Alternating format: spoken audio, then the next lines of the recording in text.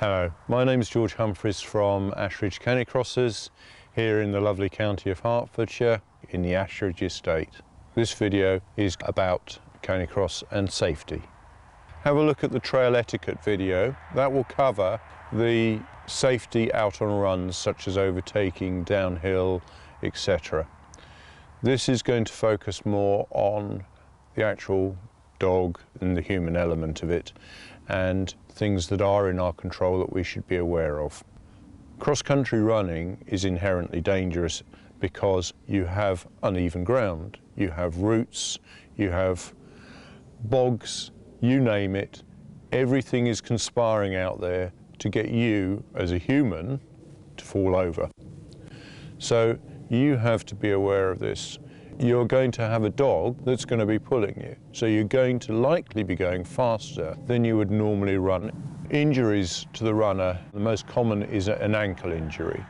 Roots, rabbit holes, they all conspire to get you. And it is not unusual for persons out there canicrossing to twist an ankle. If you do have a problem and you go over, yell. You probably will in pain, but yell and make sure the rest of the run is aware. We don't want to leave you lying there in the forest. So make sure the runners in front of you are aware. They'll pass that on. The run will be called to a halt. Everyone will come back and we will make sure we apply whatever first aid is required. When you're out in the woods, the run leader will know where you are roughly. You as a runner should also take note of your surroundings, because if somebody is injured, you may be asked to go back down the track you've just run and follow that down to a road or something like that, should assistance be required. Hopefully that won't happen, but the run leader should be aware of where all the access points are throughout the run. You should carry a mobile phone. Not always is that mobile phone going to work. In Ashridge, we've got quite a few black spots, but if you've got the mobile phone, you can call the emergency services if required. We carry basic first aid kit. That contains a wonderful product called vet wrap, primarily for animals, but it makes a brilliant wrap for wrapping someone's foot in when they've twisted it. You can then use sticks and things like that to provide that user with a walking crutch, and then part of the group, if required, can walk with that person back to the nearest point of access. Some of the other part of the group, if there are multiples, can then go back to the start and get a vehicle to meet you at a predefined spot. So ankles often get ricked or twisted out on a run. The other one you can get, which is quite common, is wrist and shoulder injuries. When you trip over, you tend to put your arm out. If you put your arm out straight when you land, what happens is the shock travels up your arm and will snap your collarbone. So if you relax your arm, it'll absorb the fall and your collarbone will stay intact. If you put your hand out, the likelihood is, even if it's relaxed, your wrist may go. So the 2 points of injury that you're likely to get are wrist and collarbone. So be aware of those injuries. Ideally, when you fall, find somewhere muddy and just roll a bit. Makes it a lot more comfortable, and we do roll quite well. So the dogs are running through the forest. If your dog suddenly limps, could be they've stepped on a blackthorn or something like that. As soon as they limp, have a look, see what it's caused it. If it's a blackthorn, pull it. If it's a cut, use the water that you're carrying to wash it, to clean out any debris. We've already mentioned that we're carrying vet wrap. You want some sort of pad in your first aid kit to put on that cut, if it's a deep one, to actually just cover it. You can then vet wrap the pad. If you've got a poo bag, you could then make a waterproof cover for that vet wrap. So you could actually cover the paw with your poo bag and then another little vet wrap over the top, and that will protect the poo bag from the gravel or whatever. So the bit of pad, a poo bag and vet wrap. things that you would normally carry. Other things to be aware of, I carry an anti-inflammatory for humans, but make sure the person's not allergic. I also carry Piriton. Piriton can be used for dogs as well as humans. I carry some tape, cotton wool, gauze, a couple of antiseptic wipes as well. A triangular bandage can make a sling for a collarbone break or wrist break. I also carry antiseptic flush to actually flush out any wounds or anything else like that, though the water that you're carrying in your knapsack often is your first port of call. Other things I carry are a whistle for safety, and because we run in the winter, I also carry a space blanket. If you do get somebody who's injured, you're going to be in running attire. You're not going to be in the warmest of clothing. So I do carry a space blanket to give an element of protection. We run at night, we run in the winter. You're going to cool off pretty rapidly, so you need some sort of emergency equipment. The whistle I carry, even though you may have a mobile phone, a whistle can still be used to attract people to where you are if you are in trouble. On the safety side of things, temperature is an important factor. If it's warm or hot, I prefer not to run my dog. However, some dogs can run in warmer climates than others. Some dogs just will not run in the heat. You will learn through experience. Your dog will tell you. You'll see whether they're lethargic. Now, if you do go out on a run and it's warm, you need to be aware of the signs of overheating of your dog. If your dog starts panting excessively, that can be a sign of overheating. Have a look at its gums. Are they flushed red? The dog looks distressed. Does he have sticky saliva? That's a sign of dehydration and overheating. You can actually feel an elevated heart rate, but you've got to be aware of what your dog's normal heart rate is like when you're exercising. But that's another way of identifying whether your dog's getting hot. Any sign of overheating, stop. Find some shade and cool the dog down. Now, a dog, when it's hot, will often run to a puddle and lie down in it. Typically, they've got less hair on their chest, so that's why they lie down. The dog's arteries run inside the backs of the thighs. So to cool a dog down, you get water and you run it down the insides of the dog's back legs and the dog's front legs. Splash water over the dog's tummy. The dog loses heat through pause and panting.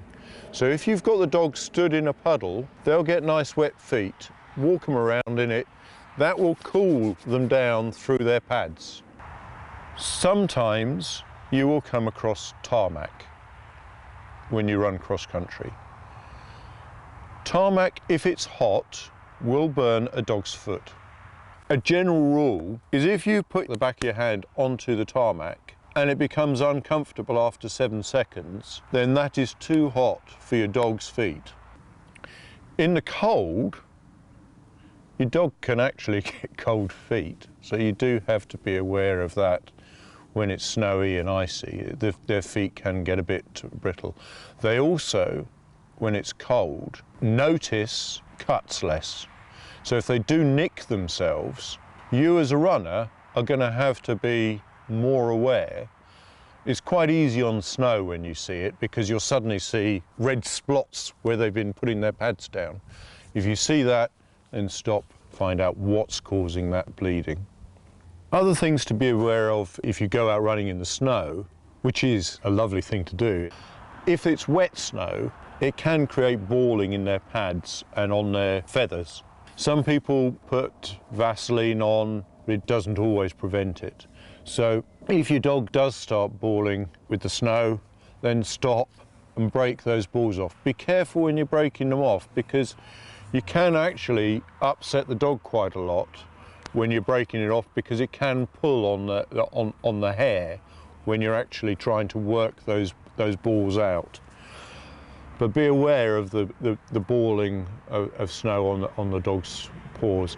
If it's really bad, then you're going to have to just abort the run, walk home with the dog, and then stand the dog in warm water just to let the warm water, not hot water, just warm water, to let the snow melt and the balling, rather than trying to pull out all of those balls. Other things to be aware of for safety: you shouldn't feed a dog directly before or after exercise. If you do need to feed the dog, then 2 to 3 hours before, you can give a small meal to a dog. After the run, give it at least an hour to an hour and a half before you feed the dog, to prevent things like bloat. As far as water is concerned, allow your dog to drink little and often, before and after a run. Allow them to drink a little bit after the run, take them for a little walk around the car park to help cool them off, allow them to have another little drink, take them for another little walk, so you do not risk bloat or anything like that.